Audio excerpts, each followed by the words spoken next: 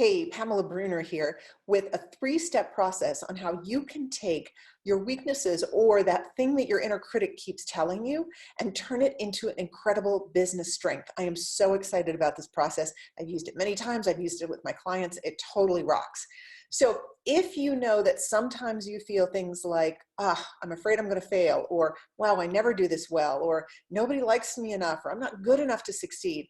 I've had those thoughts. I continue to have them to this day. I just have them a whole lot less often because of this process. So here's the first step that you need when you're doing something like this, which is to create gratitude with that part of you that's giving you that message. So if you're feeling that inside, like, oh, I've got this pit in my stomach and I'm afraid I'm going to fail, or I'm hearing this critical voice going, you never do this well, then focus on the pit in your stomach or focus on the voice. And what you do is you send gratitude to it, not necessarily for the way it's delivering the message, but for the fact that it cares enough to send you a message.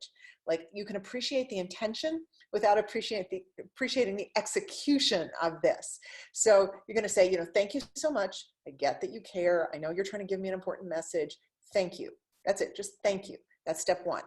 Seems pretty simple, right? Okay, so step two is all about finding out what that part of you is actually good at. So that part of you may be great at looking for danger. That part of you may be good at avoiding pitfalls. Usually those little inner voices are great at saying, whoops, look out for that, look out for that. They're just over-functioning. They're just on too high an alert, but they do have a remarkable skill set and a remarkable power inside you. You know, if you've ever tried to shut that inner voice off, how powerful that can be. So once you find what it's good at, and I'll usually ask, like, are you good at protecting me and keeping me safe, in some cases hidden, from those people who are going to criticize me? And usually the voice will almost jump up and down in my head and say, yes, yes, I am so good at keeping you safe. I'm so good at protecting you. Now we've established a partnership. There's gratitude and there's a shared understanding of skill set. That's awesome.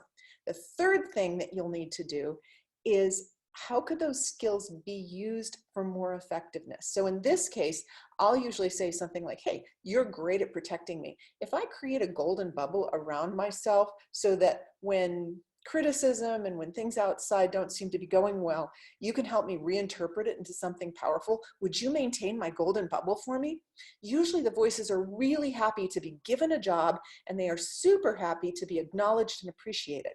So create a golden bubble, create a force field, whatever the image is that works for you and that little voice in your head, and you will have a new ally, a new emotional, a new energetic ally within you, helping you move forward and be resilient towards your goals.